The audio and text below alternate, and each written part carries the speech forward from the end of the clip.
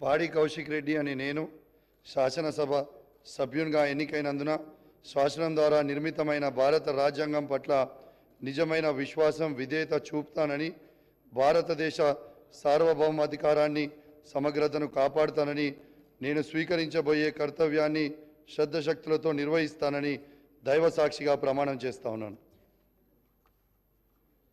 తెలంగాణ శాసనసభ సభ్యుడైన పాడి కౌశిక్ రెడ్డి అనే నేను సభ నియామకాలకు కట్టుబడి ఉంటానని, వాటిని అనుసరిస్తానని, సభ మర్యాదలను పాటిస్తానని, సాంప్రదాయాలను గౌరవిస్తానని దైవసాక్షిగా ప్రమాణం చేస్తా ఉన్నాను.